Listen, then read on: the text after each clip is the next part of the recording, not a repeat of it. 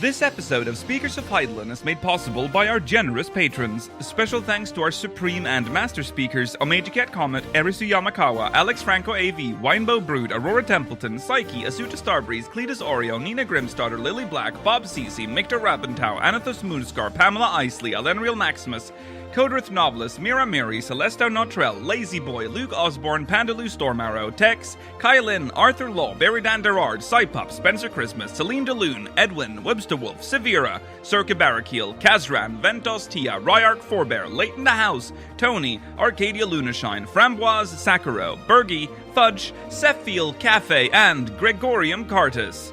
Get early access to audio and video versions of the show, including the post-show, by supporting us at patreon.com/SpeakersXIV. Thank you.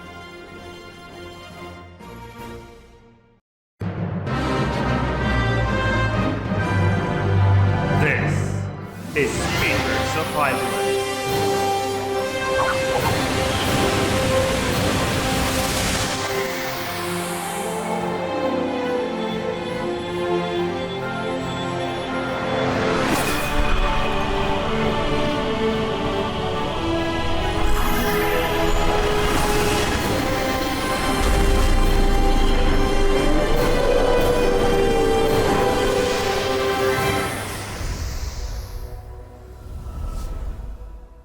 Good evening, Eorzeans. Welcome to Speakers of Heidelin, episode 419. I'm Lakil Braveston, and I'm joined today by Georgi. Whoa, are you? Is your frame? Everything's off. No, it's only when. Yeah. This is no different from normal. It's just. You're okay. I can adjust.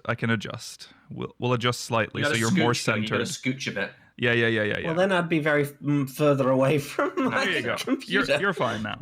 Welcome. It's for episode 419. I'm joined by Georgi Wiston, Mail of Anadar, and Mail of Anadar. I'm here twice. Yeah, he's here twice, guys. Rollo is not here today. He will be here next week. He's been kidnapped. He has been kidnapped. Yeah. But he sent us a promised text to bring him back next week. Yes, he said they're treating him well, and he's getting a foot massage, and it's all great. Yeah. But they will start sending out, limbs if they don't Yes, pay up. that's The true. family need to pay up. Yeah. So today we're going to talk about the Yoshi-P interview. A Yoshi-P interview, which is interesting because it talks about the potential 24-man savage. Oh, that's the title of this episode for sure. So that's interesting. We'll talk about that. There's not a lot of stuff in recent events, so we will be going through our backlog of MogMail today. So another MogMail special episode, if you will. Stay tuned for the poster. We'll be answering questions from the Syndicate. Georgi says he's going to do some alchemy, which has intrigued me a little bit. Oh. And we'll be giving you a summary of a chapter of the ongoing drama near far wherever you are, the infamous poker scene, which made us stop reading it last time. We're giving you a summary of that so we can move on to the next chapter next week, hopefully. Okay, that's all you need to know about today's show. Let's move on to a reminder. Retrovision is on Tuesday. This Tuesday. Remember, we'll be watching and covering the 2001 Eurovision in Copenhagen. So make sure you catch that if you're a Senior Master Supreme speaker. Okay. Let's dive into a very light recent events.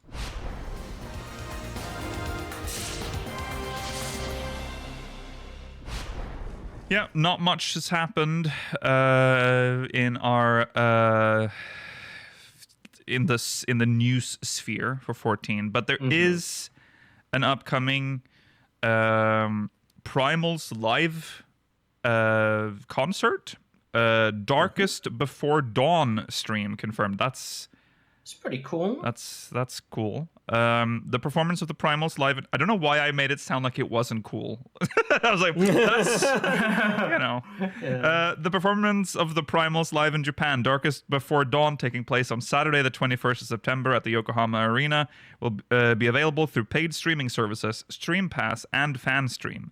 Experience the excitement from the comfort of home and join your fellow Warriors of Light in the chat. Can't watch the performance live? Don't worry, because an archive of the concert will also be available for a limited time. Oh God! Well, this is that same system they used for where the prices are in yen, which is good. The yen is kind of weak right now, so it'll be cheaper for most of you. So it's 4,400 yen, which. Oh, but there's an additional system usage fee to kill. Yeah, that's so okay, 220 yen system usage fee. So let's say, is it about 38 maybe? How weak is it right now? 39 US? It's about 32 USD. Oh my God, it's that weak. Goodness me. It's weak right now. Okay, so there you go. Get in on it. Get in. It's reasonably expensive for a live show. Yeah. It is still, I mean, it is. I mean, you're paying. Concert tickets are expensive. Yeah, but I feel like during COVID, there were a lot of bands that did live paid broadcasts, and I feel like they were at a bit of a discount because you're obviously not. True, but $32 though, with the yen. I think that's pretty good. Not too bad. It's not too bad. I mean, remember FanFest was what, 60? Almost $60, wasn't it? 50. Oh, back when you have to pay. I was going to say, sorry, you're talking about the FanFest. That's a long time ago. It was definitely not that cheap to go in person. Yeah, it was 2 or 3. What do you mean 2 or 3? Yeah, it was quite expensive. Yeah, they did the paid ones 2 or 3 times, didn't they? There was a Realm Reborn. They did one around for Well, was there even a live stream for a Realm Reborn? Oh yeah, there was. Maybe it was just twice. Stormblood is the one I remember because that's when, or the one before Stormblood, That one was quite expensive and quite annoying to get. You had to pay for all 3, didn't you? Yes, there was separate and for each one. Had an individual minion. It was back in the good old days. It was expensive if you wanted to watch the live letter. We also could not because it was paid. We couldn't rebroadcast we had to talk Orange, it was ongoing. Orange was on screenshot duty, and he would just take screenshots, and we would continuously update what we were showing on screen. That's how we got around that. Those were the days. Yeah, it was tough times. Yeah. Anyways, the Primals, you can watch them. Tickets are on sale already now. Started September 9th, and will be available until the 7th of October. The live performance is on the 21st of September, so if you're watching this live, it's just about time, I think. When will this be? Wednesday? Saturday. Wednesday is the 11th, yeah, so next Saturday. It'll 18th. literally be at podcast time next Saturday. Yes. But you're going to watch us instead. You're going to watch us, obviously. Because this is archived, whereas ours is also archived. Wait. Yeah. No, it's not. It's not at podcast time. Oh, It's no. 7 in the morning. No, this is in the morning. Oh, God, sorry. I thought it was on 24. So you can watch this when you wake up. So you can watch this. Yeah. You can watch this in the morning, sleep for 12 hours, then watch us. Yeah, 21st of September at 8 a.m. BST. That's 9 a.m. Central European Time, or 5 p.m. Australian Eastern Time, to the end of the day 1 performance. What? Oh, that's the viewing period. Please note that the ticketing website may list the performance times in Japan Standard Time, JST. Schedule is subject to change depending on stage preparations. The archive will be available from the 22nd of September from 9 a.m. 10 a.m. BST, 11 a.m. Central European Time, or 7 p.m. Australian Eastern Time, until Monday the 7th of October. To 4 p.m. BST, 5 p.m. Central European Time. For some reason, and October 8th at 2 a.m. Australia Eastern Time. The reason why I'm stuttering through that is because they're doing the 1:59 bullshit. Okay, so there you go. You need a free Plus member ID, formerly EMTG ID, to purchase a ticket for the live stream. And the live stream may not be available for viewing in certain regions. I would check that real quick before you buy a ticket. You're sure you can actually watch. And make sure watch. to check if you're still using your old EMTG ID and make sure you upgrade that. Yeah. Very important. So there you go. That is the Primals. I'll say this before we move on. I'll say it, but we're not going to talk about it today. I know that there's stuff happening in the community right now. We are not going to cover it here. Read it, follow it on Twitter. The people that should talk about it are talking about it. That's all we'll say about it here. And some of the people that shouldn't be talking about it are talking about it. Absolutely. That too. Yeah. Okay. On that note, moving on, it's time for MogMail. Yay.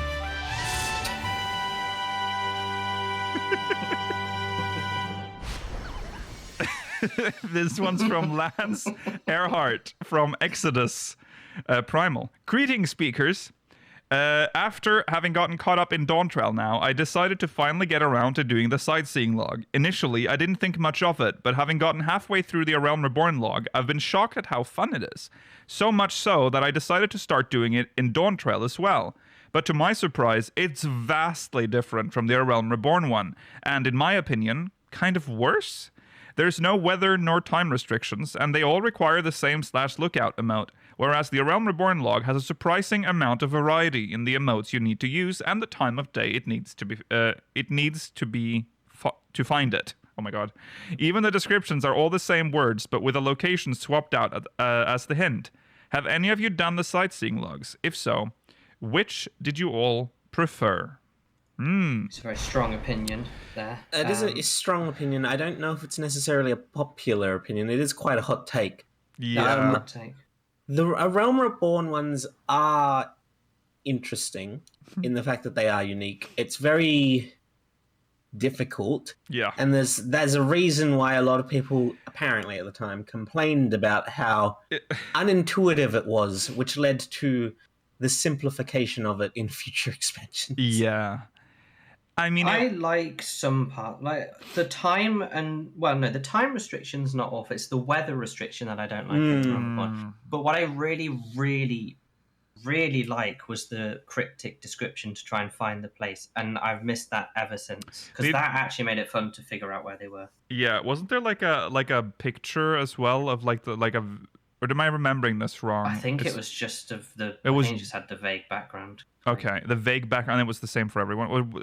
I think so. Oh, okay. Or maybe I don't remember exactly. I might. It's been a long time since I did the A Realm Reborn sightseeing log, but some of them have been diminished now that you can fly as well. I remember trying to do the one outside of Mist.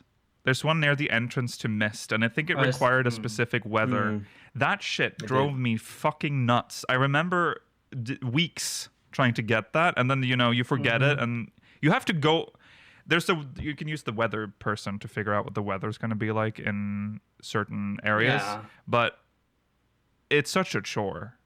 People just don't want to do that. It's not that. What's it, every 8 hours in game the weather changes. Yeah. It's the fact that some combinations of weather and time of day are so rare that eventually not most, but a lot of people will just get around to just using the websites that tell you when a sightseeing log is next up. Yeah. Which takes away all the sort of joy of discovering it anyway. So what's the point in them doing it? But I'm glad they took away some. I am all for them keeping A Realm Reborn. I don't want them to touch the A Realm Reborn sightseeing log anymore. Just keep it as it is. But I think it's best the way it is now, the simplified version where you just do the /lookout. But they're hard to find unless you just have to scan around the whole zone over. But A Realm the little sort of clues. Yeah, A Realm Reborn's locations don't have the orb, right? They didn't add that retroactively. Okay. When you walk across it, it will say you have arrived at a Vista. Okay. Yeah. So that's The main problem I have with the newer ones is that I think Stormblood was the last time they had 2 waves of sightseeing logs, where they had the ones at the base of expansion, and then I think they released another set of them either in 0.1 or 0.2. That's when they added the sightseeing log that's on top of that lantern near the tower in Kigane. Yeah.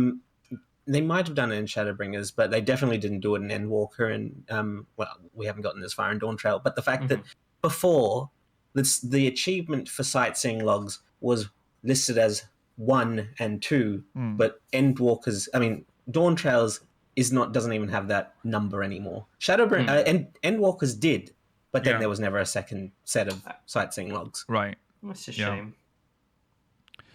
Okay, so there you go.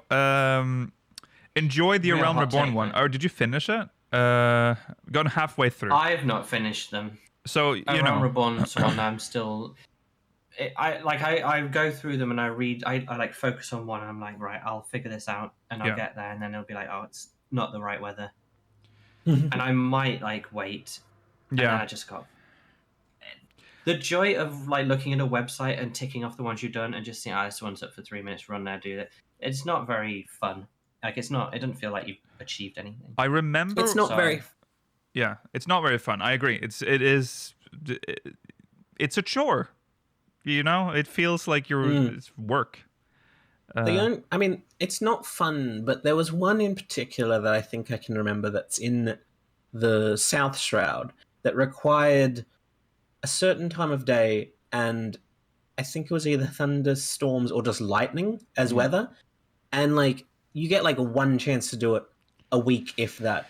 And like I just did not have the patience to like be up on it myself. No. At that point. Exactly. It's just silly. Yeah, I remember working. The weather was a big mistake. I remember working on it. I don't know if I finished it, but maybe I didn't. I need to go and check that. Actually, I remember being pretty hardcore. Like I'm gonna finish the sightseeing log a long time ago. This is before. I think flying might have made it easier now, but because some of them. Yeah. But I should go back and check. But yeah, good luck to you, Lance, if you're still working on the A Realm Reborn sightseeing log. It's going to get a lot easier after that. So you'll probably, by the end of it, actually, you'll probably realize that, thank God, they're not all like this after. Heavensward's ones were like, although they didn't have weather conditions and stuff, there were the emotes that you had to do, the correct emote. And I think that most of them persisted through most of them still are lookout, but like there are some interesting ones, like one that requires you to sit in a certain location. Okay, so there you go. Thank you, Lance. Good luck with your sightseeing log adventure. Moving on to the next MogMail. And it is from Alethea Nystorm from Behemoth. Oh, interesting. Managed to cram all this in. Hello, speakers. I've been doing a little bit of thinking on the reveal we got at the final trial of Dawntrail for the last few weeks and haven't been able to let it go. We see the key, TM, let it go. lighting up with a Zem, don't get us claimed, a Zem symbol, exactly as present on the crystal Warrior of Light has, down to the color. It is clear that the key is in some way related to a Zem, and I have a pet theory that it was actually a Zem's magnum opus creation prior to the final days. We know that after the Warrior of Light tells Vena everything that is going to happen, Vena decided that she needed to take several trusted people into her confidence to form Team Hydaelyn. It stands to reason that she would reach out to Azem and inform them of everything that transpired. We indeed know that Azem was aware of themselves becoming sundered, as they go on to tell Themis to await an ally, which they no doubt knew as the capable sundered form of themselves. So they obviously got that info from somewhere or someone, regardless. We also know that Azem refused to join either the Convocation or Team Hydaelyn. We don't know exactly what they were up to during this time, and likely never will intentionally, though they no doubt were still helping people and all that. But perhaps, armed with the knowledge of the final days and sundering to come, Azem worked on a MacGuffin to allow future fragments of themselves to find a way to traverse across the shards. It's a very Azem core thing to plan for, honestly. What grander adventure than shard hopping, after all? As to how this key managed to survive the sundering is a bit more but possibly they managed to chuck it into the interdimensional space, similar to where Emmet Selk evacuated himself, La Habrea and Elidibus, to be found again at a later date, hopefully by a sundered version of themselves. Also possible is that Emmett knew about this key and that it may have even been in his possession for a time, hence why he teased at the new world back in Endwalker, so that the Warrior of Light may find it and will return to its rightful owner. Plus, somehow, the Lalafels of the South Sea Isles got a hold of it centuries ago, though they reportedly didn't know much about it or where it came from. Maybe the leader who used it was actually an Azem shard who found it, or it was passed down from one, a gift from Asian. The theories there are boundless. Clearly, anyone can use it, but I digress. Anyway, what do you guys think about it being an Azem creation? I mean, the symbol at the top of the key. I mean, that was obvious, but also interesting that no one. I don't know if it was obvious because a lot of people didn't notice it until other people pointed it out. Oh, okay. Interesting. Because it is such a simple symbol. It is a simple symbol, but I feel like the story doesn't or the game doesn't necessarily focus on it. Like, no one comments on it at the time. I wish they did. So I wish they did too. But maybe they will soon, and maybe it's the kind of thing where, like, in the moment you might not notice, like, even for the characters in game, it's just like because you're focused on obviously more pressing matters at the time. Yeah, I suppose that's true. True. It could be interesting for some kind of like big brain play. Maybe like this is a way of like this key can is an easy route through shard hopping. Yeah, and we need to kind of we have to like bring all the shards of Azem back into ourselves to become whole again or something, and that's like the next major arc is us reforming as the Ultra Azem to become like every possible shard. That's very. I don't know if I necessarily like that because I feel like with Ardbert it's sort of okay because he's already lost his corporeal form. I don't like the idea of going after like still living people and saying. Yeah, it's for the greater good. The greater good. For the greater good, There's a super brother. threat coming. Yeah. Yeah, I'm pretty sure it has an Azem link. They wouldn't have put that on there if it wasn't. I think that symbol means it must be Azem. I mean, we have we know that we've seen it many times before. Yeah. There's a question of was it made before or after the Sundering? And also, what was his goal with it? Was it just so he could travel different shards? Or... Because we ultimately learned that it confused shards. Maybe he didn't necessarily agree with what Vernard did and, like, wanted a means of... Even if, like, it resulted in sundered people, maybe he wanted those people to be able to still all interact with each other. Yeah, was this some kind of like dimensional time shift where he like just before the Sundering happened, he was like, "Oh, quick, shove it through here into the future for these Lalafels," just so that there's something, it's like a breadcrumb for whatever his long-term goal is. Yeah, and we don't know if the Milala were the first people to ever get hold of this either. Yeah, that's true. There could be all sorts of interesting, this could be some super interesting artifact that's gone through every like calamity and has been used in some way. It'd be like tracking the history of the Elder Wand. Yeah, exactly. Exactly like that. Yeah. It could be an interesting plot device to kind of expand on. I mean, early like Heidelin lore as well. Anyway. Yeah. I think they could honestly do a whole expansion about like tracking its history. Yeah, and cool. It would provide something that people like, which is a focus on the Warrior of Light rather than necessarily shifting it to other characters. True. Plus, Yoshi-P talked about in last week or the week before, whatever, where he's talking about going into the past and the future and all that nonsense. Yeah. If this thing has been on a long journey through time and space, all the zones could just be like sections in time of certain key moments in its history. And like, if we're tracking its history, that's a great excuse to go to just random zones like we were talking about last week, like with West Shroud. Yeah. There's no need for us to do like all of Eorzea because it could just only have a key moment in the Shroud and then like in Othard and random other places throughout history. Yeah. Oh, and can then you imagine? We could see the world when it was frozen, Nukiel. We could walk along the bridge that the Kote traveled on. I'm the sorry. land bridge. I'm sorry for monkeys pawing this immediately, but like, it is likely that if we were to do that, I hope it would be like an instance and not like an actual map. Because can you imagine the teleport list if we have like? Oh, that's true. How are they have to have a categorized? section of just like time areas. I think it would be cool if we go to these locations in the current day, and then we have an instance per zone, or a dungeon maybe, where like you go to that same area in the past or even the future. Who knows? Yeah. Yeah. I think that's fine. That could be okay. Yeah. Yeah, there's a lot we can do with this key. This key is intriguing. What powers does it have other than being able to open this door? Well, we know that you can travel and you can also fuse. Those are the two things we've seen it used for. Though, Chad is bringing up the fact that it does look like it's been augmented with Electro. So maybe the fact that it can fuse was not an initial feature of this key. Right. Yeah. So that's going to be one of the. I mean, I think everyone knows this. It's going to be the big plot point for the future patches, I think.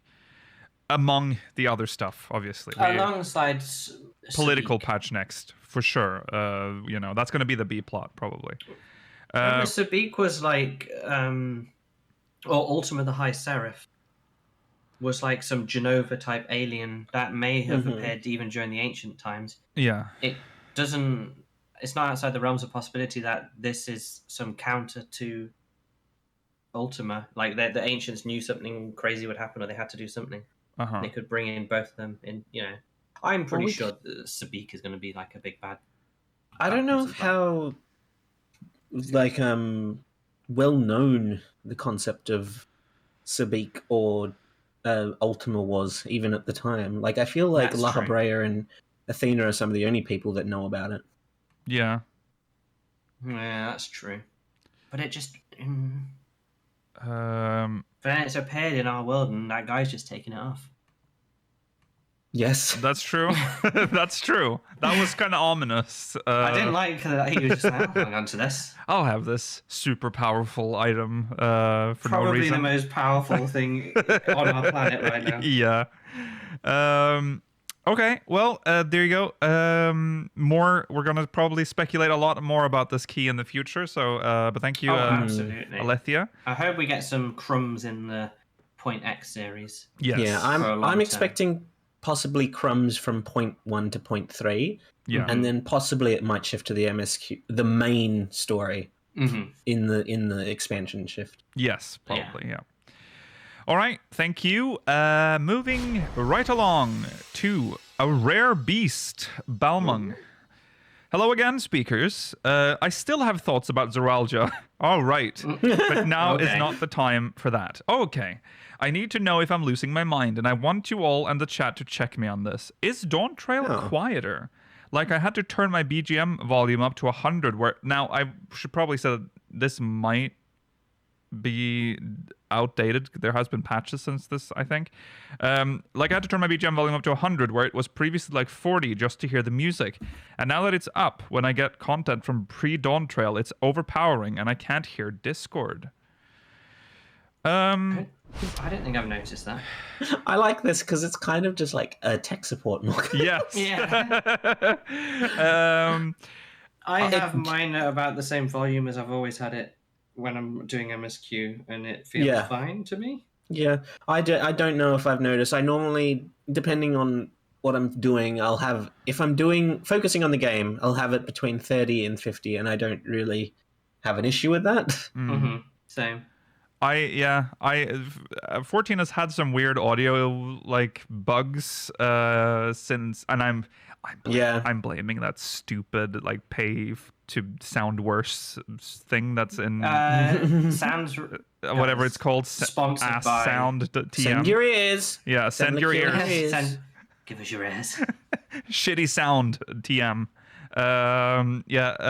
So I don't know. Maybe it is the cutscenes specifically. We're getting an update to the MogMail. Sponsorship out the window. Cutscenes specifically. I haven't noticed it, to be honest. So I can't say that I have noticed that at all. Sorry, Beast. Maybe send us a MogMail about Seralja next. Yeah. And maybe go to more the, helpful. Go to the ear doctor, maybe. Yeah, go to the ear doctor. Or maybe you might have ass sound turned on if you have that. So, you might have subscribed to ass sound. It's very difficult for us to diagnose this because we don't have your computer. That's also true. That's true. Yeah. Send us a sample. Send us your computer, and we will try to. We'll diagnose it. Yeah, we'll diagnose it. Yeah. Okay. Thank you, Beast. Next, MogMail is from Jimha from Omega. Okay, it's one of those. Hello, speakers. Short-time viewer, first-time mailer. Sorry for the long text. That's all right. Welcome. I am writing you after watching Speakers of Idland 414. So there you go. Good episode. That was a classic. And wanted to return to the subject of the endless. Oh, that was before.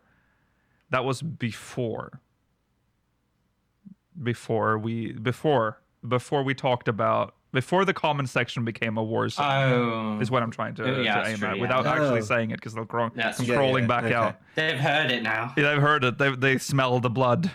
Mention us. I am writing you. Okay, so after watching Speakers of Island 414, and I wanted to return to the subject of the endless, since I also feel weird about it, and I'm trying to understand why. I feel the biggest disservice to the endless storyline is multifold. Number one, the endless are presented as simulacra, and thus we should not be sad about them disappearing. This is very weird when we just come from the Omicron's questline last expansion, which also deals with simulacra and how we convince the suicidal Omicron and Nibiron that even their lives have meaning. Feels very weird when to so easily accept Kefkiwa's explanation. Kefkiwa. God, so hard. Her name is probably the one I struggle with the most. Cactus. Just call her Cactus. Yeah.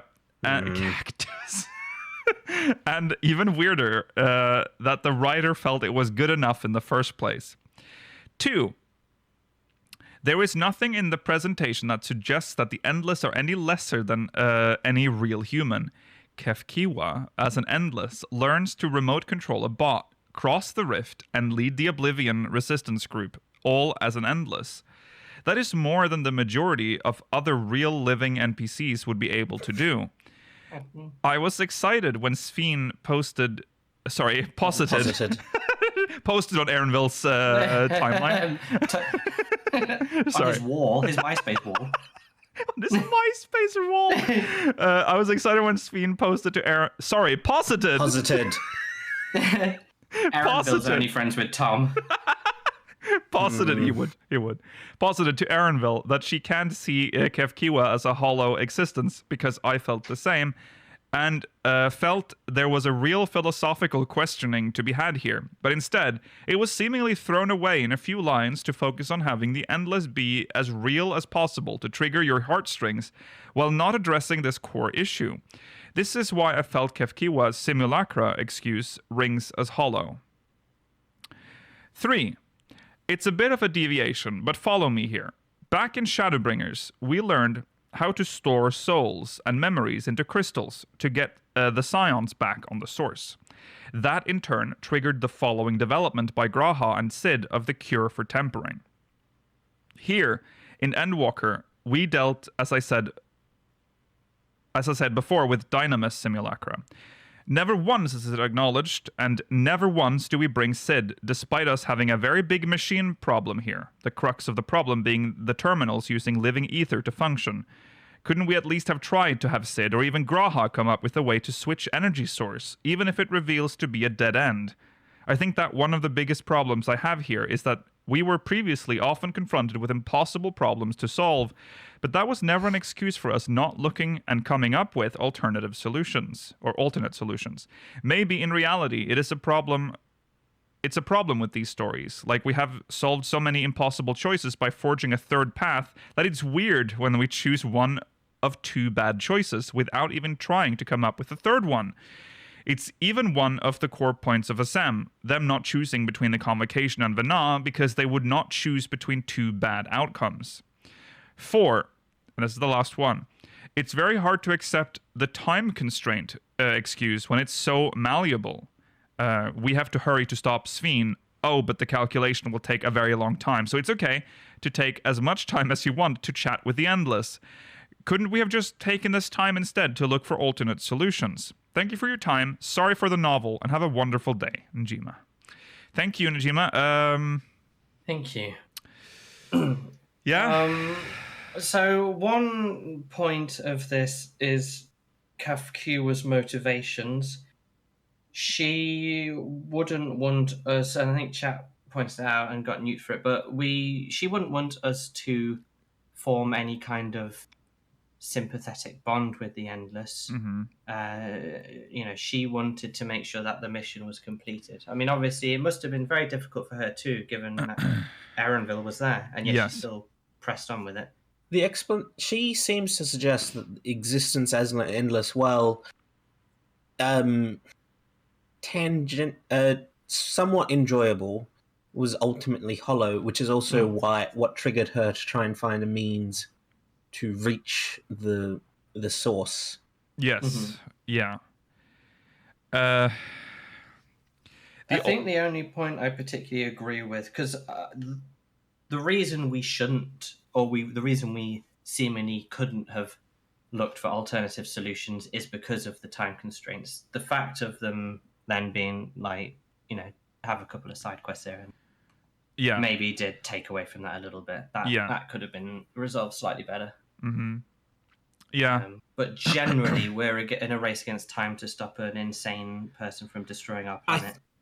I think the idea is that any solution would take longer than the amount of time it took us to get to know the Endless. Getting to know someone is not as time-consuming as coming up with a solution for seemingly powering and the memories of however many people. Alien technology as well at this point. Sid's going to have to take a long time. Yeah, it would require time because it's not compatible with our tech, probably. And I know that it feels for some people that like the final zone is not pressing. Sveen is ultimately getting very close to fusing the living memory with other shards, which is dangerous. Yes. Yeah. Yes. Yeah, the time thing, I wouldn't take that too seriously. It's an MMO, so it's MMO time. So, it's just to get some quests. They just wanted you to know that you can do the side quests, I think. Yes. Think of it as the time you'd take at a theme park. Like, you have a limited amount of time to do. Like, you couldn't necessarily find a means of transporting a whole theme park in a day, but you can see everything in a theme park. Yeah. The question about like whether Endless are any lesser than real humans, again, it's up. I feel like it's almost. That's the point of that zone. Yeah, it's up to you for that. That's such a philosophical question, The whole point of the last, and in fact, a lot of the last half of this expansion was a philosophical sort of debate that you were meant to have yourself. It's like it boils down to the question like, what is a life? So that's where you're like, that's where we are with that question. That's almost impossible to answer. But the problem is that their life, let's call it life for now, was a threat to more life. So eventually, we had no choice in this matter, I think, to shut them down. It also talks about how there's less and less power, there's less and less of them active at any one time. So the question, it's never really addressed as to at what point do they get shut down for other people to get reactivated. Yeah, it seems to be like in some sort of awkward cycle. That's true as well. And like there was always a chance. I think there was some people where it's like the marriage guy or whatever was like, oh, I'm not yet. This is like the first cycle where we both managed to be active at the same point. Yes. So they were kind of living in like a bit of a nightmare. They didn't have a great life. Yeah. Because we also know they don't age in a traditional way because of the way that Namika goes immediately from young to old. Yes. And there's another side quest where that happens with a character as well. Yeah. So, like, what is determined to be the, like, either death point or, like, sleeping point, at which point they get swapped out for someone else? Yeah. When you think about that going on potentially forever, you'll probably start to realize that that's not a way to live. It's cruel in a way. Yeah. Yeah, because it's not even necessarily an issue of, like, their existence versus ours. It's their existence versus each other as well. Yes. Whereas if you compare that to the people or the beings that are in Ultima Thule, their existence does not threaten anyone else, well, other than when the Omicron wanted to, Stigma 4 wanted to attack us. But, like, their actual just continued living does not threaten anyone else's ability to live. True. Plus, at the end of the day, this massive facility, no matter how much she would have gone on and destroyed lives and powered it, eventually there would come a point where there's no ether left to power them. They would die. It was never. It would shut down eventually. Yeah. So this game is also very much about moving on, which the Endless is not an example of. Right. Like, it's why we fight so hard. We have the philosophy of this game is always to be to fight for what we have right now, which is the crux of our argument against Emet-Selch, and it's kind of why we're on this side in regards to the Endless. Yeah. Yeah, exactly. So there you have it. Thank you, Njima. It's a very interesting topic. It's a good topic. It's something that can be discussed, but it's also like it's easy to argue in a lot of different ways with it. Yes. The storage of souls, Graha only had to store like 5. True. Yeah, and what was the longevity of the soul vessels? You know, how much would the ether stay there indefinitely, or would it spill out? You know, did we ever get? All we had to do was jump from one shard to another. Did that ever get explained? I don't think so. I don't think they thought about that. Additionally to that, we obviously had their soul in a vessel, but needed the body on the other side to put it into. What are we going to do with the endless souls? Put them in like USB. They have no bodies. They don't. Yeah. They have no bodies. Sphina's a exception because she's programmed that way. Yeah. Yeah. Yeah. We would have essentially had to just find thousands of corpses for them to inhabit, and that would also cause a lot of issues because they'd suddenly be in, like, there would be a Kojin suddenly. Yeah. How would they deal with that? So that's eventually you'd have to like build, I guess, like Otis. I guess it would be the only solution. Like you would give them a robots. Everyone be body, robots, which not great either. Doesn't sound great either. No, he's degrading. Yeah. Well, also Otis is different because Otis is actually Otis. Like it's got its soul. But what? Yeah, he has his soul and his memories. So he's actually just his life just continued as forever. Apparently, Sphene also has her soul and her memories. Yes. Right. Right. But she's able to transfer that holographically in a way that Otis is locked to one body. Yeah, because he's like Gen 1. Yeah. Because we know that the Endless don't have their souls anymore. They're only based on memories. Mm-hmm. Yeah. So So there you go. Almost every solution that we could have ended up trying probably wouldn't have worked out anyway. No. And realistically, even though they suggest we have some leeway in time, we didn't have enough time to go back and clue Sid up on like 3 expansions worth of lore that he's not been involved in. Yeah. And bring him over to and the you source. Can imagine like being like, you know the tech of your world perfectly, that's it. Like imagine you being an electrician right now, and then you're like, listen, we got like a big job for you, come over. And it's just like, oh, can you just like sort this out? And it's just an alien, like from a different planet system, and with like shit you've never seen before. We need this done in like 30 minutes, or the whole planet's gonna like fucking fry. Yeah. You know, that's not gonna happen. So yeah, it does make me think. Why doesn't Sid's creations must be very like ceruleum or fuel intensive? Because I don't understand why we don't have the ability to use them to travel more quickly across the world. That airships mostly are ceruleum, aren't they? They are. I think. They use ceruleum for their engines, as far as yeah. There's just this kind of I think it's just something that sort of got lost along the way. Yeah. I feel like there's lots of technology in this world that's better than that, but for the layman, for the average citizen, that's still but we're not the layman. That's the thing. Why did we have to catch a fucking shitty fucking ferry all the way from Charlian to Taral. Just for the adventure. It's like, we went on the Queen Mary 2 of the time. Well, yeah, it's similar to. I mean, why do we sometimes use ships when we have invented airplanes? Yeah. It's because some things can only happen by sea, I guess. Cargo, for instance, we have to ship. Yeah, but we're not cargo. That's true. I agree. I think the Eorze is not as technologically advanced. I know the world is, but we have connections to people that have the means. That's my main question. I mean, why didn't we just grab the Louis Soir or whatever? No, the Ragnarok, sorry, from the moon. Well, I don't think that requires a lot of fuel. That's a bit overkill, I think. That had to use up the entire life and prayers of Heidelin to fuel it. It's a bit much. A little bit demanding. A bit of Concorde. Yeah. I mean, they use... Yeah, I don't know. It's just plot. It looks cooler on a cutscene when we're on a ship, Also, from what I've heard, haven't we talked about the airships things before? Like there are like wind currents and shit that they can't like cross, so that might be why ships are safer.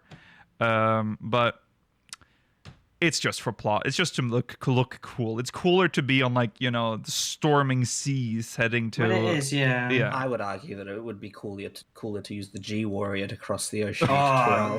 The G Warrior would have been cool because that probably would have been able to get that distance. Yeah. Wasn't it also just to sort of harken back to a 1.0 anyway? Right. Like the boat. Oh yeah, right. Yes, the sea serpent. They love giving Limpsa references. Yes, they do. They don't do as the many heart of this game, 1.0 Gridania and Uldar references. No, it's true. That's weird, isn't it?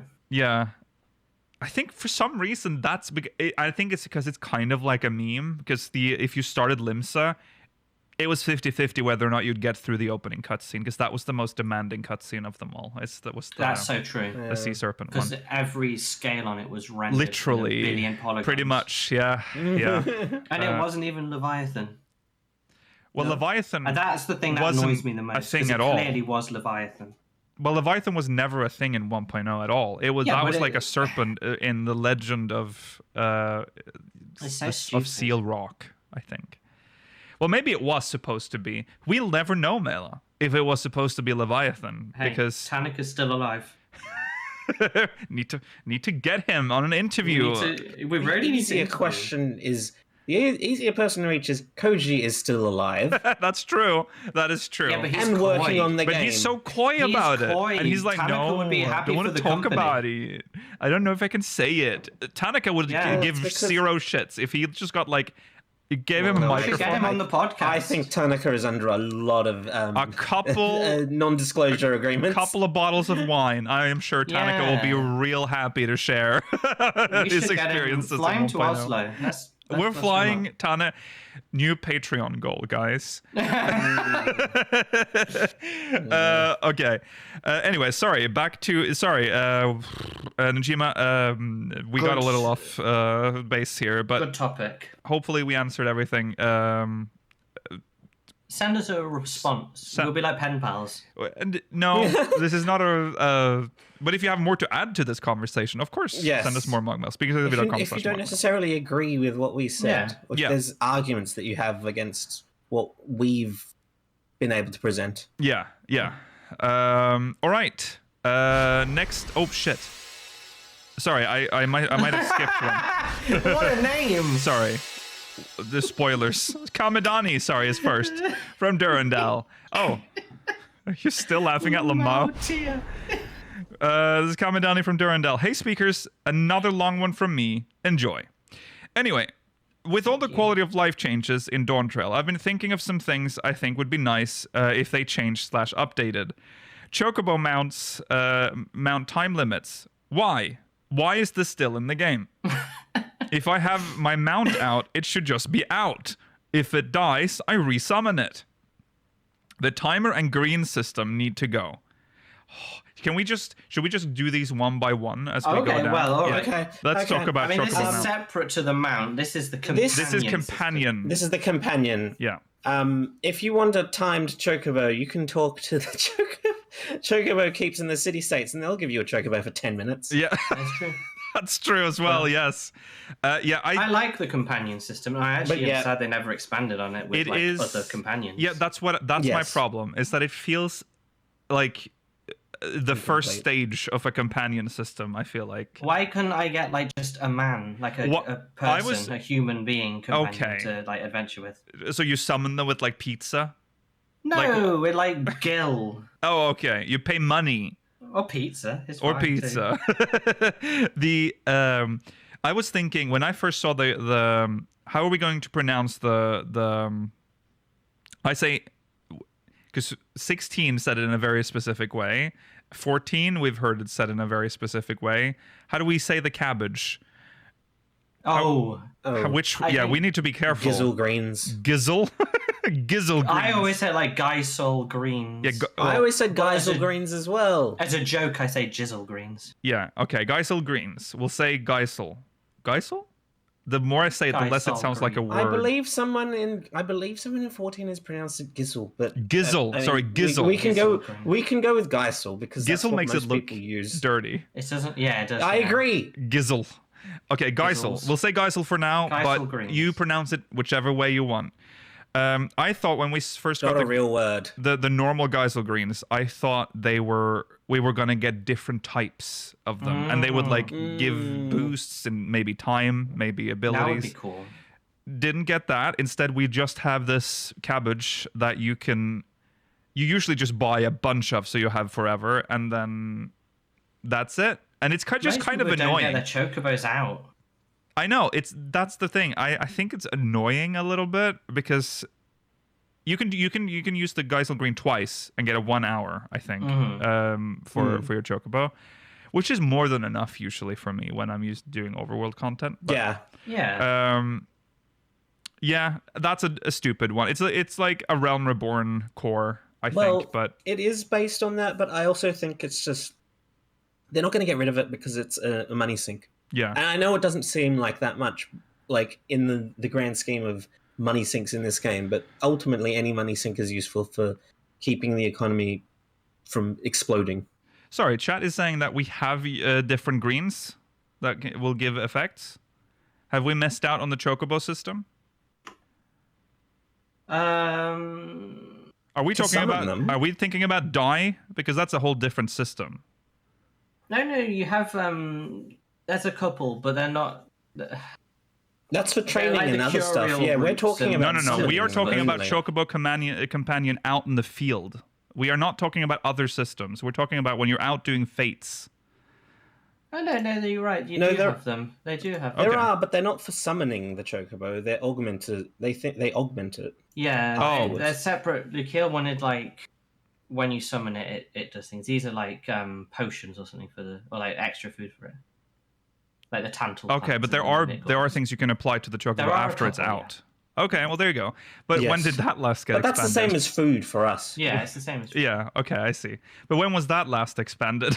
Like when was that system added to? It happens with maybe at the latest. Yeah. 2.3. Yeah.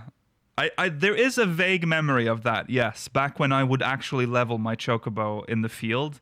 But you see, we've been kind of lucky in our FC because we have someone in our FC that will literally train your chocobo if you put it in the stable. And I would just do that eventually just to get it up to max rank. Thanks, Octro.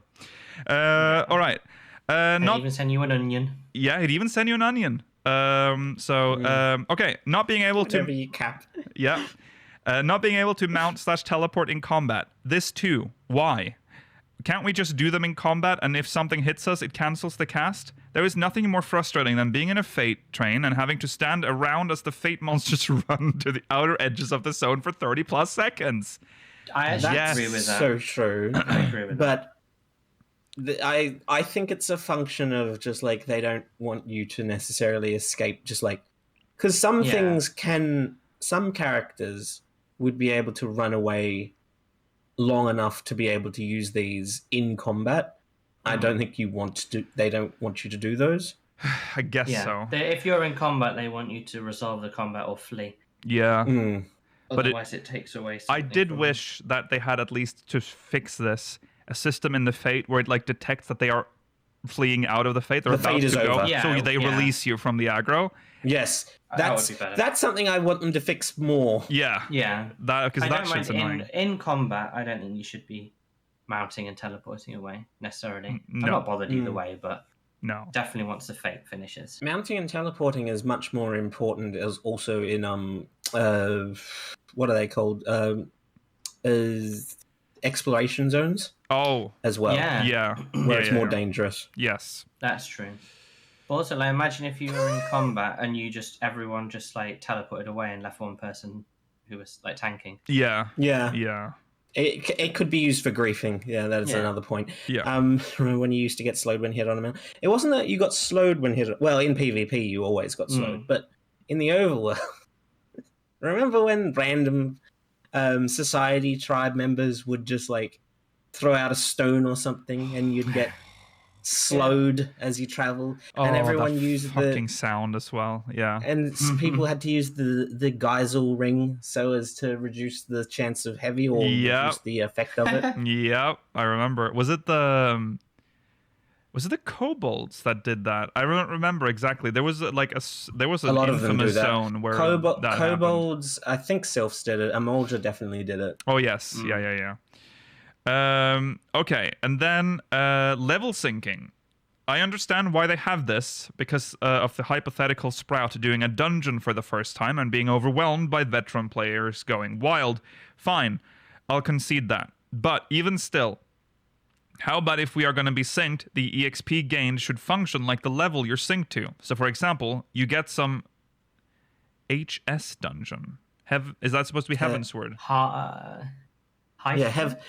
Heaven's Sword. Okay. Sword. Okay. Dungeon in leveling roulette. You get the full XP gains as if you were that level. Well, ultimately, not that important. It kind of sucks getting millions of XP in addition to roulette bonus for an Endwalker 24-man or Dawntrail dungeon, while you get essentially just the roulette bonus for anything else. I feel like people would find a way to exploit that, and they would level from 1 to 100 in like Sastasha because it would turn out to be the fastest way of getting levels or something. Yeah. I think I'm fine with just the roulette bonus because the bonus you get is XP, is level related. Yeah. Yes, so you will still get a lot of XP for doing the roulette, but it would be unfair for everyone to get loads of XP. If like a level 99 getting loads of XP in Dusk Vigil. Yeah, I quite like the system they've implemented with with the Alliance raid roulette, where the length of time influences that they think the raid will take. It influences how much experience you get. Right. I like that too. Maybe they could do that on some of the more notoriously annoying dungeons, perhaps, if there are any that the community feels that way about. But I'm happy with level syncing. I mean, we've talked about the level syncing system before. Like, there is. The most annoying part of the level syncing is the level syncing itself, because it's like literal, so you lose all your skills and stuff. I still think we should be able to use all our I would full like set, a potency, but have our potencies just on it. Shrunk down to match the level that would sync. Be good. But that I feel like that requires so much more effort on their part. Yeah, I think so. I don't know if they're ever going to attempt to implement that, sadly. Somewhat related to this as well, I wish there was a way to do like level syncing for like parties in the overworld, which we've talked about before. Auto level sync in Fate for toggle would be so good. Yeah. Because sometimes you click the button and it doesn't click.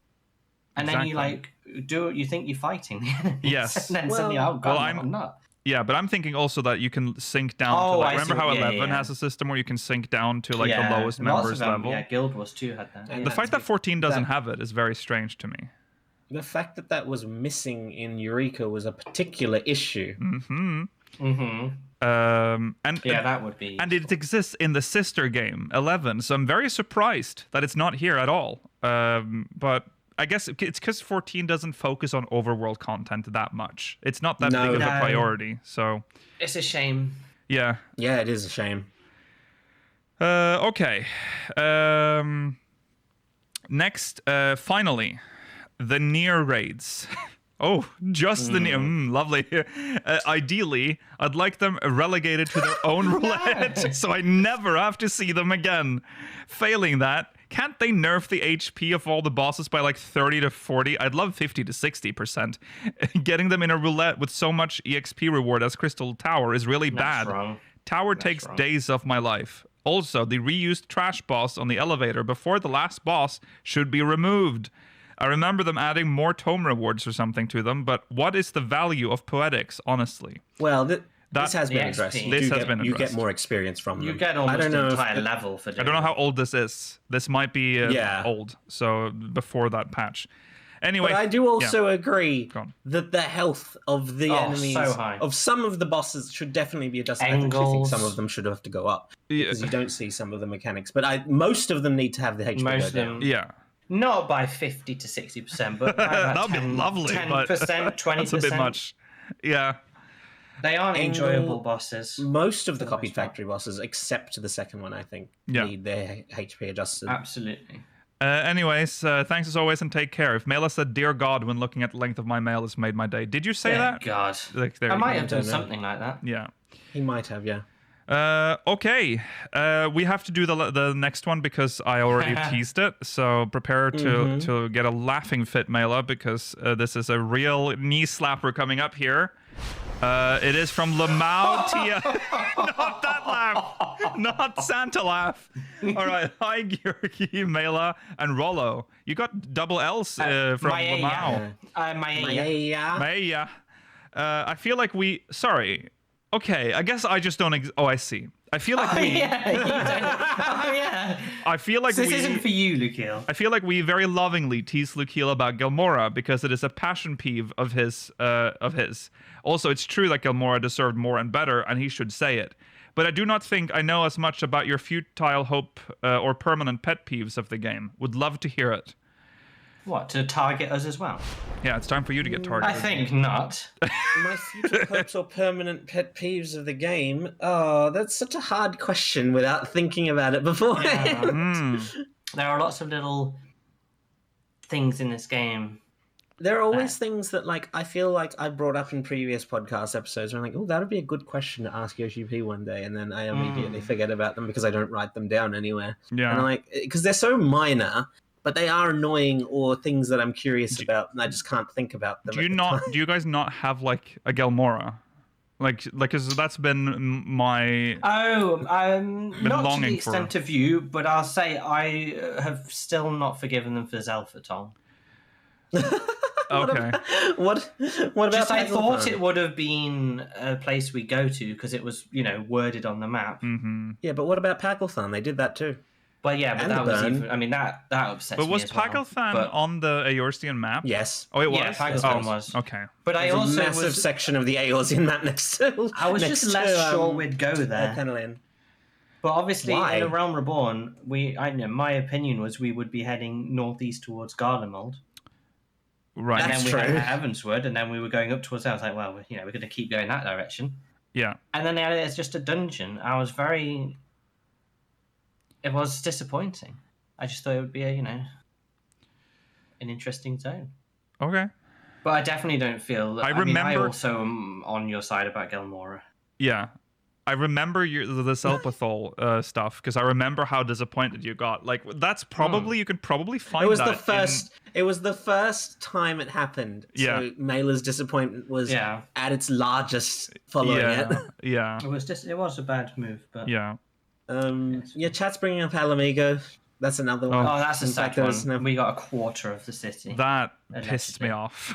That will still piss me off when brought up, because we're not getting one of the most important Eorzean cities to explore. That's just cruel. As an actual city. Like, it's literally a city-state. Do the Alamegans not live there? Yeah. Obviously they do. Baffling decision on their part. Let's just think about it again. They teased Alamigo since like 1.0, and then the expansion comes, and they make Kugane. Which what? It's cool. But it was cool. Love Kugane, but it came sort of out of left field. It's just it's difficult because like I think they couldn't have given us Alamigo at the start, and it would be weird if Alamigo is not if it's a city state at all. Yeah, it'd be weird if it was not the major city of the expansion. And they may not have. I don't remember if they used it much. Where the state of the area changes. I mean, they did that in Stormblood actually, with Ralgus Reach. No, they didn't. Yeah, they did. There was like the one when it was instanced, but you got they also removed the moon gate. Remember after they attacked the attack on Alamigo? Yeah, but that only happens during the base game. It doesn't evolve in the same way that Idleshire and Mordona did. No. But I'm saying you could have occupied Alamigo and then unoccupied Alamigo after the event. That is possible. Also, they could have just gone against the grain. They're such a stickler for the formula that they couldn't fathom just having like Ralgus Reach as a small camp. That's true. And then actually having Alamigo and Kugane as the major two cities. Yeah. Also, Ralgus Reach. Sometimes that. Rest in peace, because that place is so irrelevant now that when I think of Ralgus Reach, I think of the Temple of the Fist as one of the worst dungeons they ever did. When I think about Ralgus Reach, I think of it as the last miniature small settlement that we've been able to mount up in. Yeah. That's true. Actually. Yeah. Which is a shame. Ralgus Reach is a very cool zone and has the soundtrack, it's visually the nice. Theme there is so good, but I feel like they've trained me to not mount up in small settlements in general, because I feel like I never do it in Idleshire, even though I know that we can still. Yeah, I love going back to Idleshire and just seeing it. Idleshire is. Idleshire is one of the best small settlements that we've had. Yeah, 100%. I agree. 100%. Oh god, I spent so many hours just idling in Idleshire. That's why it was called that. Yeah. Things that bother me. One that I thought of. I wish they would eventually. I still want them to explain the connection between Sin Eaters and Amdapor, because there's no. Of course. Concrete explanation for it. This is just always alluding to it, but they've never given why. Why did Amdapor make statues that ended up being Sin Eaters? Yeah. Or vice versa. Yeah. It's because the Marquee stuff was from the 13th, and it would have been such a good twisteroo for the Amdapori stuff to be from the only thing we have to go off of is that they made statues in Amdapor that were somehow infused with something. Like they made them alive, living golems that could be activated if there was an invasion. That is, so they had beautiful statues everywhere, and they could be activated. So kind of like how Void Sent in Amdapor Keep become the golems there. So but then we learned about that the Void Sent can only travel to our world through tiny little holes, and the soul comes through only, and they have to inhabit the statue. They can be channeled in. They can be channeled into thing. Yeah. Well, yeah, but and that's what's happening in Amdapor. Yeah. Yeah. Which surely it makes. But that doesn't explain the white statues in Amdapor, the city, lost city of Amdapor and stuff. So I don't know. I agree. The fact that they're not addressing it though makes me think that maybe they don't want to. They don't want us to think too much because. No. Well, it's weird though. Why did they do that? There was 4 dungeons for Amdapor. Yeah. It's important. Yes. Yeah. Yeah, it is. There's also the fact that I feel like this isn't the case for all the job quests. Some of the job quests end on semi-satisfying to satisfying conclusions. There are some things that I feel should have affected the world that didn't, like the fact that at the end of the Scholar quest line you have cured Tonbreeze and yet Tonbreeze still exists. Yeah. Yeah. I stopped a cataclysm happening in the Black Mage quest. Yeah, you did. Oh yeah. Yes. Yeah. I miss job quests so much. I'll never not miss job quests. Also, I don't like that they've told us that there are apparently untranslated male Moogle quests, post Moogle quests. Yeah, that Remember too. when they said that? Mm-hmm. That have never been implemented in the game. I'm assuming one day. Did they explain why they didn't make any more? Is it because it just wasn't popular enough? I don't know. There must be a reason. I don't know. They were very nice. They're very great. Good. Yeah. Yeah, so there you go. There's more side quest series as well as always. Well, this is what I've always said. I wish there was more Eorzeus quests to expand the lore of Eorzea. But we haven't checked up on Gabu for a while. Oh, what's the boy up to? Yeah, what's happening there? Yeah, that's a good question. Okay, well there you go. Thank you, Lamau, Tia, or Mao, as I like to call him. Yeah, because we're friends. Because we're friends. Mm-hmm. Some would say their favorite chairman. All right. Thanks, Lamau Tia. Moving on to the main story. Oh, sorry. Oh, I thought you were going to go to... Sorry, I thought you were... For some reason, I thought you were going on to another MogMail. I don't know if we have time. No, I know the time. But all right. There's so much more, don't you worry. There is a lot more. We have. You don't know the time. I have it on me. Sometimes I just... Hello, Yoshi-P. Hello, Yoshi-P. I've run out of... We've used the Yoshi-P interviews for 3 weeks in a row. Yoshi-P bank is... I am one slide away from reintroducing the wine bottle just to create some variation. Okay, that's where we are. Okay, so this is the interview that we teased at the start of the show.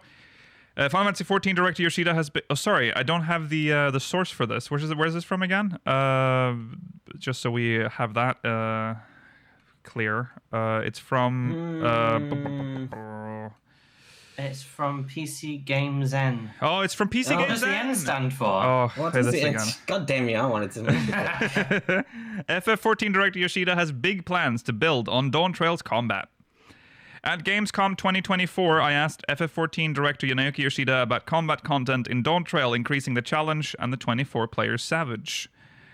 Final Fantasy XIV Dawntrail might have divided opinions with its slightly lower stakes story and the sideline role for its core cast, but there's one aspect everyone seems in unison on. The combat content in the MMORPG's new expansion, dungeons, trials, raids, savages, and extremes alike, has all been incredibly well received. It combines the inventive and flashy designs seen during Endwalker with more unique and challenging mechanics, and it's a ton of fun as a result. At Gamescom 2024, I sat down with game director Naoki Yoshida to ask about his plans for the upcoming patches, which include the Final Fantasy XI adjacent Alliance raid and new 24-player Savage content. While the story is often cited as the biggest reason why Final Fantasy XIV is one of the best MMORPGs of all time, I've always loved the act of playing it as well. While I adore Endwalker's raid and Alliance raid fights narratively and aesthetically, they can certainly feel a bit too much like a walk in the park at times. Beautiful, meditative, and pleasing, but a little too relaxed. Indeed, Yoshida himself said prior to Dawntrail's launch that he felt 14's combat content was too repetitive in Endwalker. It's very true. Yeah. Never has a more true thing been said. I think the raids were relatively creative. The 8-man raids. Some of them were relatively creative. Like, sometimes they'd return to the classics. Like, I think the Themis fight is based upon a lot of, like, traditional mechanics and stuff in this game. But I think that, like, look at the Pandemonium or the Agdistis fight, I think are relatively creative for this game. They had... They had some sections of them that were really unique and cool, but there was a lot of raid-wide start the fights and like left-right sort of mechanics and things like that. That kind of, they found their... I don't have the issue that you have with left-right mechanics. No, I don't either, but you have to agree. I noticed it as well. Like with the 8-man, it was striking that all of them essentially had it, the left-right mechanic. It was kind of weird. I mean, if you look throughout the history of the game, left-right mechanics have existed for a very long time and are actually much more prolific than you think. Yeah, which might not be the defense that it is, but like I feel like left-right mechanics are used so often because they can modify a mechanic to be more complicated in a way than just like combining a mechanic with a raid-wide in itself, which is boring. Yeah, well, true as well. I just, I felt like it was weird to have them all in a row for that one, but sometimes you can. It's what it is. His plan then is to increase the variety of mechanics players see, and hopefully push us all to think a bit more and build our own strategies to respond to fights. Dawntrail has certainly delivered so far, especially with its extreme trials, the endgame expert dungeons, and the first raid tier of the Arcadion. But that's just the tip of the iceberg in terms of what that push for a more fulfilling gameplay experience as the team builds towards the 8.0 expansion. As that's such, when the classes get good. That's when the game actually, This expansion's about fun gameplay, but 8.0 is about fun classes, fun jobs. Yes. As such, I ask Yoshida if the positive response to combat in Dawntrail has given him confidence in his plans to test players more. Of course, when the expansion first released, the level cap was raised, and that's really just the starting line. Thanks, Yoshida. What? I have to say that the players' response to the new mechanics is more positive than I was expecting. There were more players who liked the mechanics than I anticipated, Yoshida tells me via a translator. And so now, as we are creating the raids for 7.2, the second part of the Arcadion, we are going to be working on incorporating more unique experiences and surprising things. So I hope the players will enjoy that. That's going to be good. Yeah. Usually the first tier is... The first tier is, it's more... It usually has like a few good fights and stuff, but it's always more of an just feeling it out kind of type of thing. It always has to reset. Yeah. It always has to reset the difficulty somewhat because they don't want people coming into it and being completely like unwilling to even continue with the raid storyline. Yeah. For the normals, or to be dismotivated from trying to continue progging Savage. Yeah. But now, I mean, look at Gordius. Yes. Gordius was fantastic. There's more to come before we get there, of course. In patch 7.1, we will be having the Final Fantasy XI crossover alliance raid, Echoes of Vana'diel, and we're also creating a 24-person Savage, which is shaping up to be really good. So I hope players will look forward to that. Really good. I would love it if he said, which is not shaping up the way we wanted it to. It should be really good. Yoshida's mention of a 24-player Savage has sparked much discussion, so I ask whether it will be tied into either the Alliance raids or the new Bosnia-style large-scale multiplayer content the team is working on, and whether Yoshida specifically wants to respond to concerns that Endwalker's Alliance raids are a little too low peril. Okay. Before we continue with that. With the Echoes of Vana'diel raids, Lakil, can you think of any particular mechanics from 11 that would be relevant and transferable in some way, or to get the feeling of in some way from 11 into 14? Oh, I mean, I've got a few ideas. You've got a few ideas, Mela? Then I'd love to hear that. So what I'm curious too. Increase the global cooldown to like 25 seconds. Okay, it was a joke. Okay, I want actual answers, Lakil, please. Well, it's very hard to translate mechanics to 14 from 11. It's a very different game. Like, yeah, I know. Difficulty there is usually based on like just using. It's not about positioning in 11, really, is it? It's more just about responding to like outputs. Yeah, you can. Yeah, it's not that movement based. 11. What was difficult about Absolute Virtue other than the fact that it was really long? It's just freaking hard, wasn't it? It just did so much output. This is a difficult question to ask. It's been a long time since I've played this game. I think in 11, sometimes it'd be like you'd have to use things, like you'd need a key item maybe to like help lower like a stat, maybe like stuff like that. But I don't. It's like a puzzle. Yeah. And also the fact that Absolute Virtue was never meant to be killed. So it might be the return. Yeah. Might be the return of. They might make use of more duty actions then. Possibly. Cool. Duty actions could be a thing. 24 men, really. What bosses would. Like, what enemies from 11 would come in? Because we have already got Absolute Virtue, unfortunately. We do have Absolute Virtue. And quite a lot of other 11 enemies. Well, there is a possibility that what are they called? The people that with are there any 11 players that know who I'm talking about? The people, we know the Shadow Lord. That's obviously. He's the the Crystal villain. Warriors. Is that them? The ones in black. From the. Oh God, me trying to remember 11 lore and 11 characters. Yeah, there's those people from Zylart, yes, or Zillart, also known as the Archangels. Yeah, that's a possibility. They just look like goths. They are goths. I There's. can see why you liked 11 now. Yeah, they Very spoke to edgy. me. He spoke to my So dark edgy. soul. Nikhil wasn't a goth. No, I was not a goth. Emo. Yeah. He loved the darkness. The edge. Yeah, there's a lot of them. There's also the. Remember, I was very disappointed that we didn't get to see the what's his name, Pandemonium Warden, which is like the one before Absolute Virtue. Oh God, is that his name? Oh, but Warden? is he not? He looks a lot like Forgal. Oh yeah, he Like does. a He demon does. guy He's sandwich. he's Is he definitely not probably Forgal? based on him. Maybe I guess. Maybe he is actually. But he looks so much cooler in 11. He's got like a He fucking does look skull really cool. face, and he's got the heads floating around him, like the scary faces. He does look very cool, but I don't know if I suppose they could if they made it slightly unique looking. Weapon skill chains, just to address this being repeated in chat, is a core game function, which I don't think they're going to introduce in 14, which we had in 1.0 as well. Yeah, I was going to say, wasn't And it was from taken 1.0? out. I remember this in a Raw episode. They had to take it out because the way 14 works, lag. It's prone to lag, and you have to be very accurate.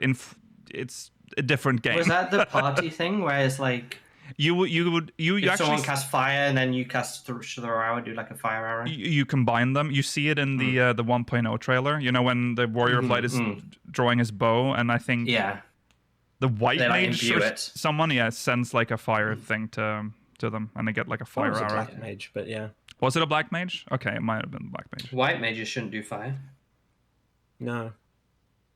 I might remember this wrong, but I think white mage had Oh my god. other elemental Disgusting. magic That is Uh, originally. not allowed. That is illegal for white mages to have that. Yeah, I don't They remember would- exactly how it worked. It's the all trailer. crumbling. All my memory is crumbling. Yeah. But yeah, I'm looking forward to this. Actually, it'll be very nostalgic for me because I've forgotten most of 11 at this point because I had to make room in my brain for 14. I hope it is. I'll be very I'm so 11 intrigued has just the aesthetic. has a vast gallery of enemies that they can pick from. I mean, remember this game is like 20 years It old, does. so A lot of them one are in of the our game. main.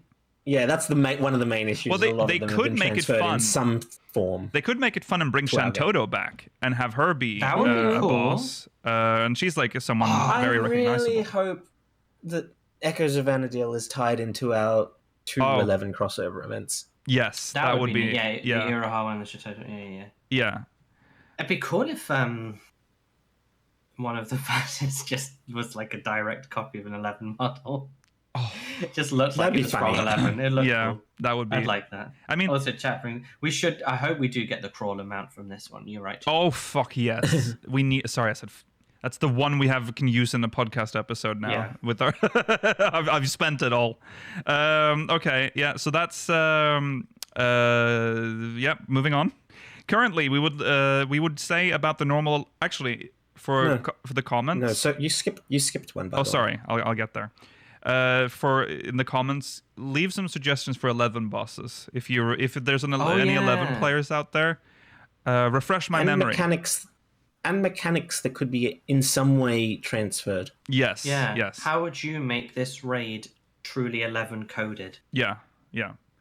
Also confirming that in 1.0, Conjurer had all 6 elemental attacks. Yeah, so I'm remembering Are correctly. you kidding? Yeah. What the hell did Thaumaturge have? The same. Okay. it's just Thanks, how it was. Tanika. So, firstly, with regards to the Alliance raid, it is designed as usual so that players can enjoy the experience, he responds. So not very similar to 11 at all then. Okay. But having said that, we have received feedback that Alliance raids... What? I was just going to say, this is the only reason I wanted you to read this paragraph, because I had that joke already set up. I see. Aw. We were waiting. Okay. But having said that, we have received feedback that Alliance raids are getting too simple, and so we have designed it in a way that it's not going to be a walkthrough. Well, no, it's not going to be a walkthrough, because that's what you read to help you figure out how to play a game. Mm-hmm. Well, exactly. I think Myths of a Realm was like the first run was relatively tough. Some of like Rolga was a little tricksy, you know, and with some of the mechanics, like the switcheroo on the meteor and things like that. I don't mind most of the mechanics, except for maybe Elegia. I just think that like it's too weak. That's the main problem. True, yeah. It was a little undertuned. I think some of the one like Nier isn't particularly difficult. It's just boring and long. Yeah. There's one thing that there's one thing that I haven't talked about when we talk about bosses for the 24-man raid. The Shadow Lord seems to be the main boss, like that for at least this first tier. So potentially, there's two. Maybe we've talked about this. Overall, though, he's like. But we don't know if it's presented enemy. We don't. Yeah. But we don't know. Maybe this is just art for this tier. Yeah, it could be. Because he was the main. Like he was the first boss in 11. The main story of, if you can call it that, in 11. But we are either dealing with the now with his return or the Crystal War. And I'm secretly hoping it's the Crystal War, which is if you've played 11, there's an opening cutscene that goes, "It all began with a stone," or it's something like that. If you watch that cutscene, it shows the Crystal War at the beginning. I do vaguely remember watching through that. Yeah, so that would be exciting. I think it'd be cool if we get to play through because that would be going back in time in Vana'diel time to like experience the Crystal War And we recently have learnt about the plight of what Yoshi-P claims is the 9th, being the what did they call it? There was some kind of war, like the lightning. That they had in Alexandria. They had something, whatever that's They called. had a war, yeah. They had a big thing. And obviously there's the Contra Memoria, which was the 13th. Surely the Crystal War is... The Storm Surge. Surely they're making this... Storm Surge, thank you. They're definitely making this a shard, right? Vana'diel is a shard. It's going to be the 11th reflection, and this is the sure. Crystal... Yeah, this is the Crystal War on the shard. It probably is. I don't know. I've given up on It might not be in the past, though, Lukiel, because in our world, maybe this is time right flows now. differently. That's true. Who knows? So that's exciting. I'm looking forward to that. Currently, we have what we would say about the normal alliance raid in terms of the difficulty is that it is quite standard. In the development team, we always have this discussion, and it's tough to decide on where we should draw the line in terms of compromise. We always need to consider what the average item level of the gear that players have is going to be, and it's really difficult to predict. Sometimes it's not that difficult, is it? Well, he's going to keep talking. There's about more. Sometimes that average item level can be above what's expected, Yoshida explains, but sometimes it falls below. When we're testing content, we include members of our marketing and PR teams, and we found that there are some times where we just wipe, and there are some times where we just end up running through it, and it's a super easy clear. So it's really difficult to decide where we draw the line. We are really torn all the time. However, this time, when we were making the alliance raid, we decided very clearly what we wanted, he continues. When a player goes through on their first playthrough, they will probably wipe 3 times. This was what we felt was a good line to draw. It's not that we want to make it difficult, but we want to provide an exciting experience for the players, so I hope they will experience that. That's promising. Yeah. That's fair. It's not as many as Weeping City back in the day, but it's a decent amount. I don't think item level has such a key role in difficulty of this piece of content anyway. All right, because there might on be release day. Yeah, if there are like insta-death the difference between exactly, the difference between a low level and a high level item level in these usually like 10 items. Yeah. Yeah. That's true. It's all about the mechanics and how they're set up. Like Forgard and Ozma, which is complicated, good fight. Yes. On the other hand, the 24-person Savage. This is going to be a completely different... I feel like this 24-person Savage thing was just dropped and just sort of happened. And we're just like, what are you talking about? Where did this come from? Yeah. Why didn't he save this for a live letter? But I guess, I don't know. It's such a big thing. Yeah. I mean, how are you going to coordinate this? I mean, if it's truly coming soon, we'll probably hear about it towards the end of the month. Yeah. Very exciting. On the other hand, the 24-person Savage, this is going to be a completely different boss. So it's going to be a completely different content, okay?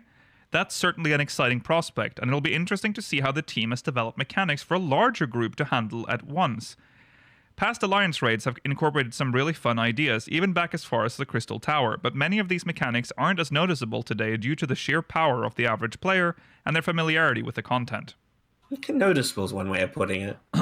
So that's what he's going to say about the 24-person Savage. He didn't really answer if this is going to be like... It seems not tied to the Alliance raid. It seems like the way it's phrased makes it sound completely separate. He's not said that it's not part of... We've never had any content like this before, so it's hard to understand what this... It could be... It could be content we have from before. Like, you could argue that... What about the emergency mission? How many players was that? 72? Yeah. But, like, I think so. The one in Bosnia has a Savage mode, doesn't it? Delubrum Regine Savage. Yeah, that's 24, man. So... it's 48, up to 48. Oh, 48. Oh, yeah. The question here is this like those in which it's kind of like... I feel like they were tough fights, but they were like a separate piece of content. Yeah. Because they had all like the Logos actions and blah blah blah. Or is this going to be like more in the Savage sphere? I'm very intrigued. Yeah. Like, is it like getting 24 people to play perfectly will be beautiful. What would be exciting is if this was Savage of existing, not necessarily the 11 one, but what if we get like, This should be Absolute Virtue. Right. Really. Well, or it could be like that. Labyrinth of the Ancients Savage. It's a completely redesigned labyrinth. Can you imagine that? Going back to I feel like that wouldn't be Savage. I feel like that would be Unreal. That's true. That's true. Unreal, yeah. But like, let's say it's a different. He's saying this is one boss though. It says it's going to be a completely. Yeah, he says completely fight. different boss. So maybe it's just like a boss from existing content. Maybe that is, or no? They did Ozma, didn't they? Yeah. He was in, I feel like a single fight is not really what I would wanted, but okay. I'm curious to see how. I mean, this did just come out of nowhere, so fine. Just some additional boss fight, I guess. It is interesting because he doesn't say trial, because it would technically be a trial if it's just one boss. 24 person. 24 man would be an alliance raid quality. Yeah. It's interesting. I don't know. He also he says past alliance raids have incorporated some really fun ideas. So the interviewer is definitely thinking that this is an alliance raid Savage.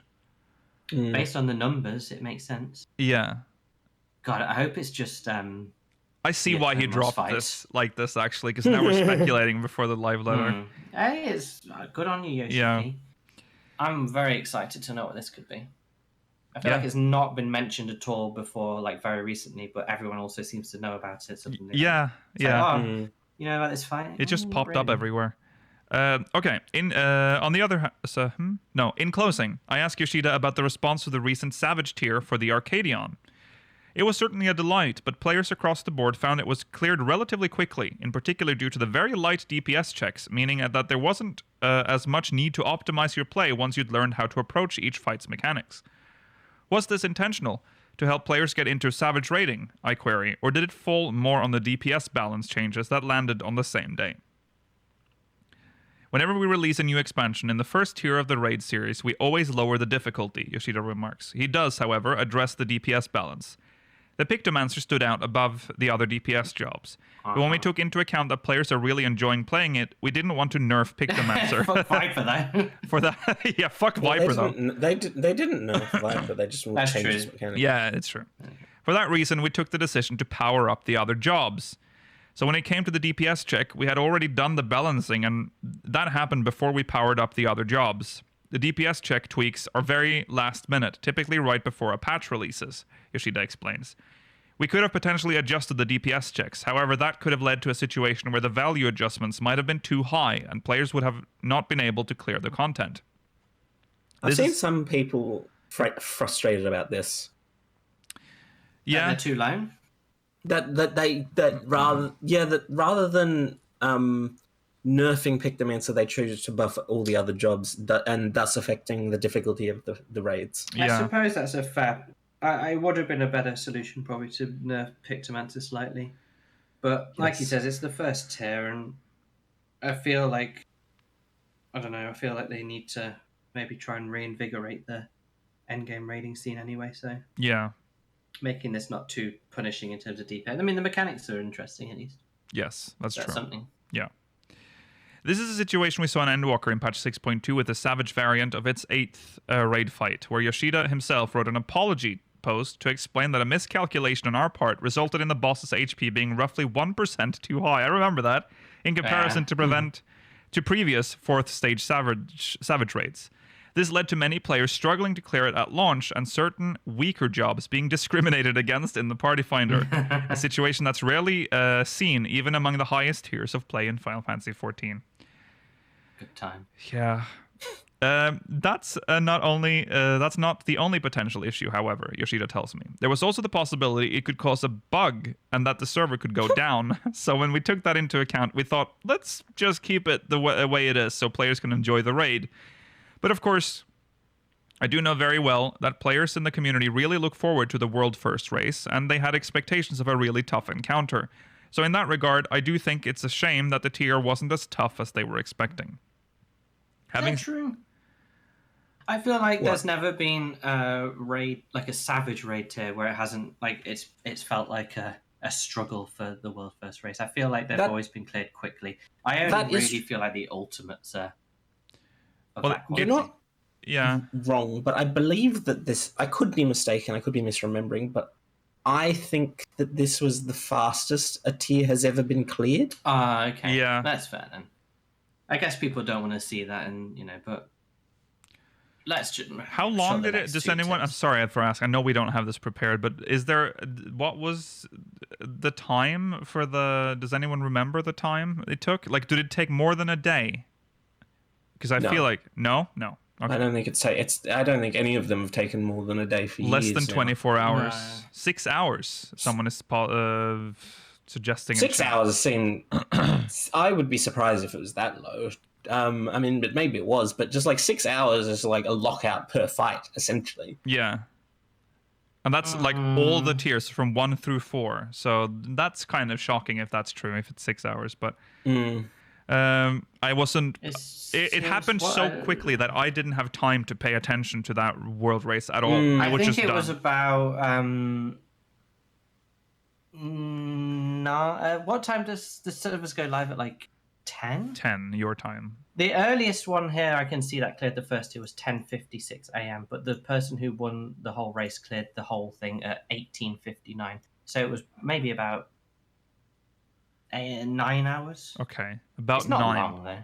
Okay, but that's still that's very more reasonable fast. than 6 in my opinion. Yeah.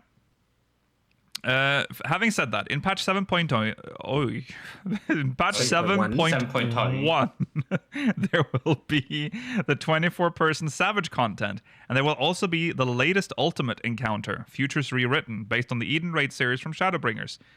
And in the 7.2 raids as well, we are creating the DPS check so that it's not going to feel as loose. We will take into account what we've done so far and do a good job of creating content moving forward. If you've been enjoying the Arcadion... Okay, so, yeah, there we go. Oh, no, sorry. If you've been enjoying the Arcadion, you might want to learn which Final Fantasy XIV Dawntrail raid Yoshi-P loves most. You'll also want to make sure you haven't... Oh, wait, huh? Huh? This is an it ad doesn't for actually... another- Oh, this is an ad for a different... okay. Yeah, I was... My senses were tingling, but I wasn't sure. Okay. That was from PCGamesN.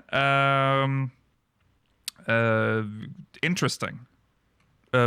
It's a good, I mean, it's given us some hype for the live letter in a couple of weeks' time, because presumably will he confirm what the 24-man Savage boss is? Will he give us at least a tease on it? For sure. Obviously, we're going to see some of the Alliance raid. We've got to see something. We're going to see some... Maybe possibly like artwork or something for the 24-man. If there is artwork, I don't know. It feels so random. I don't know how this fits into anything. So it'll be interesting to see how they're gonna. Excited. Yeah. need to know if it's a raid or just a single boss, but he's been very vague. Okay, well there you go. That's the show. We did it, folks. Thanks for watching. We'll be back next week, same time, same place. I will mention that next week will be a normal time, but the week after, Speakers of Eidolon will be on a Sunday because of the live letter that morning. So we will be covering the live letter as well. We'll talk more about that next week, but just as a thing to keep in mind, if for some reason we forget it next week. Okay, that's it. We'll see you again next week, same time, same place. Remember to follow on Twitter. I have there's something wrong with my mouth today. I have cotton balls in your mouth. Yeah, what the hell? Follow us on Twitter at SpeakersXIV, twitch.tv/SpeakersXIV, !Discord and chat if you want to join. I think I skipped a few there. YouTube.com/SpeakersXIV, !Discord and chat if you want to join our Discord server. And if you're watching on demand, link is in the description. If you're watching live... no right to make fun of Kay's closes to our videos. That's so true. I don't know why that is. Sometimes I do it perfectly. Other times... like today, I just can't do it. See you in the post-show. We'll be answering questions from the Syndicate. Jörg is going to do some alchemy, and we'll give you a little quick summary of the poker scene in near far, wherever you are. See you there. Goodbye. Bye. Bye.